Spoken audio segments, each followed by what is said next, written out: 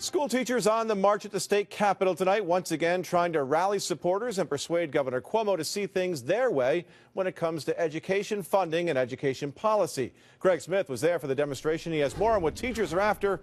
He's in our Capitol Bureau right now. Craig?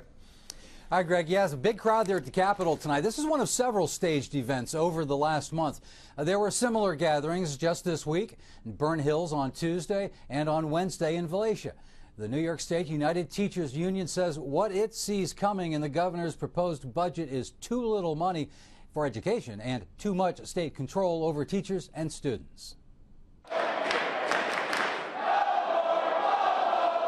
They portray the governor as a man on the attack, the agent of moneyed interests, they believe, who wants to run schools across the state. You kind of can connect the dots that it's not that the schools in New York are failing, it's that someone is funding the governor to give the appearance that the schools are failing. And if you buy into the fact that they're failing, then what do? You farm them out to someone else and you privatize them to for-profit friends of the governor. And so they prepared for a trip to the war room, where they planned to leave colorful messages in writing.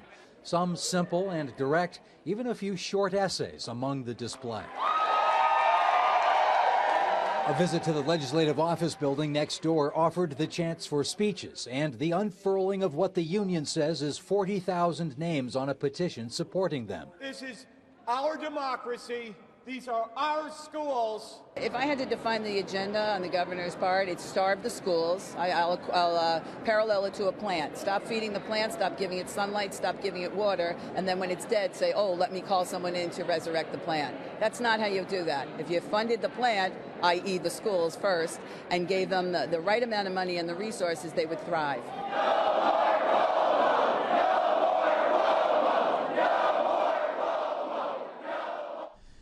Well, Kathy McGee's point was detailed in an article last Thursday in The Nation. We went to the governor's office tonight for an answer to these complaints and allegations, but we were told no one was available. The governor's office issued a statement today, this is coming out before the rally, saying there's a need to fix what the governor calls a broken education bureaucracy, and that there's nothing wrong with tying education funding to an agreement on policy changes. The union says the $1 billion the governor proposes is about half of what's needed, and they argue teacher evaluations based on student test results isn't needed at all. Greg?